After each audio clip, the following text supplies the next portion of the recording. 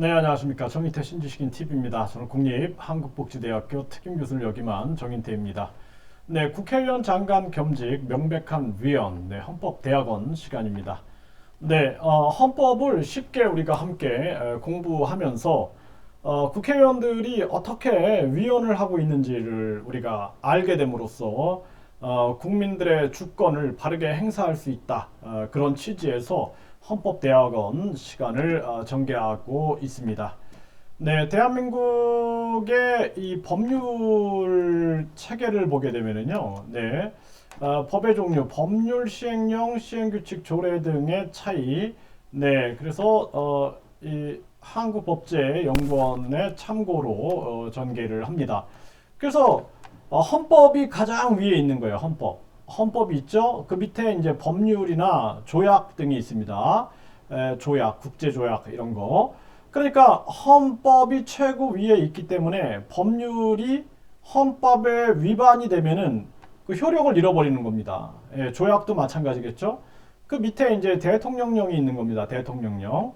그래서 법률이 통과가 되면은 이거를 행정부에서 시행하기 위해서 대통령령을 만들게 됩니다. 대통령령. 네, 그 다음에 총리령이나 부령, 네, 뭐 교육부령이라든지 뭐 이렇게 문화체육관광부령 이렇게 부령이 만들어지게 되는 거죠. 네, 그 다음에 이제 행정규칙이나 자치법규가 있습니다. 뭐 우리가 조례 같은 거 이렇게 만들어질 수가 있는 거죠. 그러니까 공무원들이 이 밑에서 뭐 지침 같은 걸 만들거든요. 지침, 규정 이런 거는 법률에 위반되는 게 되게 많아요. 그러니까 국민들을 속이는 거예요.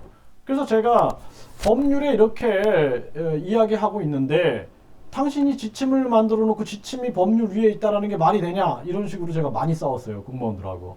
그러니까 자기들이 법률에 정해져 있는 것 말고 자기들이 쉽게 이 법률은 국회의원들이 이제 국회 통과돼야 되잖아요. 그리고 대통령령이 있고 총리령이나 부령이 있고 행정규칙이나 자치법규가 있는 거예요. 조례 같은 거 있는데 자기들이 그냥 지침인을 만들어 놓는 거예요. 지침 규정을 만들어 놓고 거기 따라라.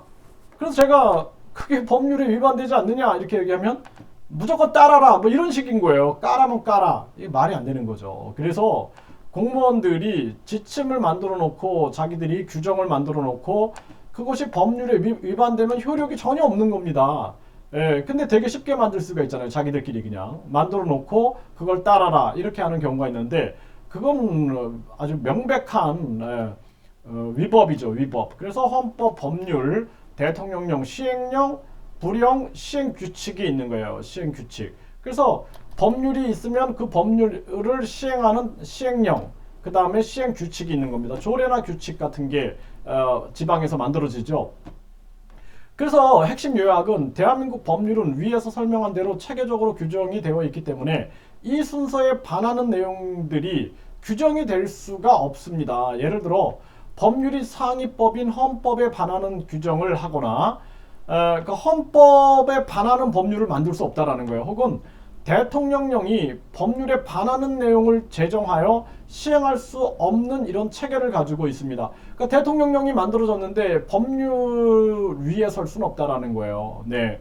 따라서 우리가 어떤 내용들에 관련하여 분쟁이 발생했을 때에는 실행령에 분쟁이 되는 내용들이 규정이 있다 할지라도 만약 시행령의 상위법인 법률에 그와 상반되는 내용이 있다면 당연하게 법률의 기준에 따라서 우리가 해석해서 적용을 해야 한다라는 거예요. 그렇죠? 그래서 대통령령이 이 법률 위에 설 수 없다라는 거예요. 네. 그리고 뭐 총리령이나 부령이 법률 위에 설 수 없다라는 거예요.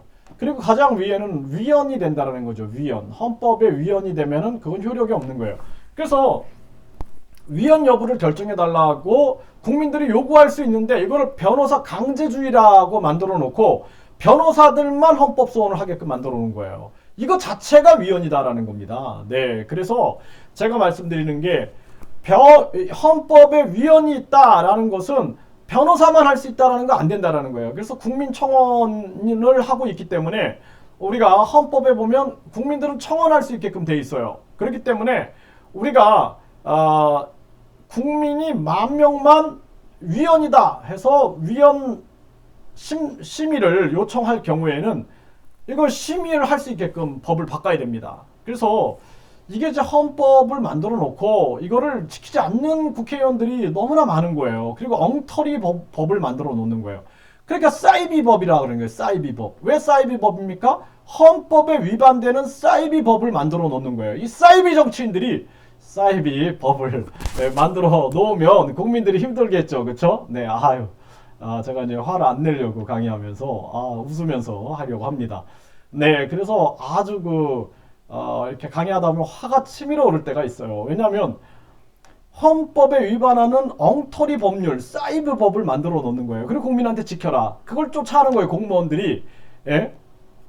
공무원들이 이렇게 뭐 예를 들어서 불영도 아니고 자기들이 지침을 만들어 놓고 그걸 지켜라 국민들한테 강요하는 경우가 있다라는 거예요. 이게 말도 안 되는 일들이 벌어지고 있는 것입니다. 그래서 국민들이 이 법의 체계를 알면은 저거는 헌법에 위반됐구나. 저거는 법률에 위반됐구나. 저건 대통령령, 뭐 총리령, 부령의 위반이구나. 이런 것들을 알 수 있다라는 것이죠. 네, 그래서 우리가 정말 국민이 주권을 행사한다라는 게 굉장히 중요하다 이렇게 말씀을 드릴 수 있고요. 그래서 대한민국 헌법을 보게 되면은 헌법의 제43조를 보면 국회의원은 법률이 정하는 직을 겸할 수 없다. 삼권 분립을 외치고 있는 거예요. 그래서 국회의원은 법률이 정하는 직을 겸할 수 없다. 분명하게 나오죠, 헌법? 그쵸? 그리고 교육기본법을 보면은 교육기본법을 우리가 살펴보게 되면은 이 교육은 항상 중립을 지켜야 된다라는 이러한 부분을 천명하고 있는 거예요. 그래서 제가 국회의원 장관 겸직위원 헌법을 안 지키는 국회의원 퇴출해 주세요 그랬죠. 그렇죠? 그래서 우리가 여기 보면은 교육기본법 제6조를 한번 보겠습니다. 교육기본법의 제6조를 우리가 살펴보게 되면은 네, 교육의 중립성, 교육은 교육 본래의 목적에 따라 그 기능을 다하도록 운영되어야 하며 정치적 파당적 또는 개인적 편견을 전파하기 위하여 방편으로 이용되어서는 아니 된다. 그렇죠? 네, 그래서 국가와 지방 자치단체가 설립한 학교에서는 특정한 종교를 위한 종교 교육을 하여서는 아니 된다. 이렇게 얘기를 하고 있는 거예요. 그렇죠? 그렇기 때문에 교육의 중립성이에요. 중립성.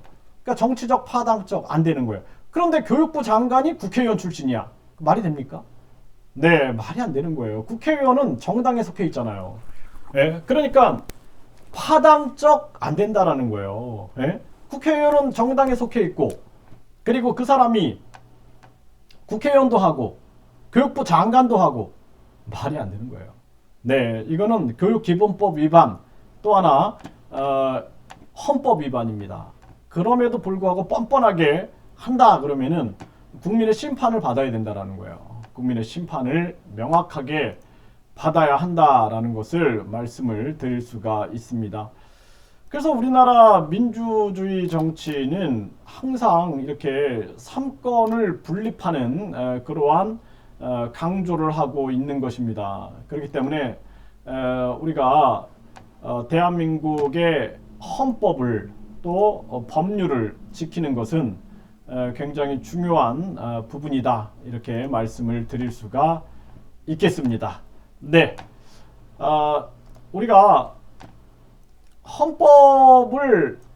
이 헌법대학원에서는 쉽게 우리가 헌법을 함께 공부함으로써 국회의원들이 얼마나 헌법을 위반하고 있는지를 국민들한테 명백하게 알리기 위하여 이 강의를 전개하고 있습니다. 그래서 여러분들이 명확하게 알아가지고 이 헌법이 가지고 있는 가치를 국회의원들이 지키는 그날까지 헌법대학원 강의를 전개하도록 하겠습니다. 감사합니다.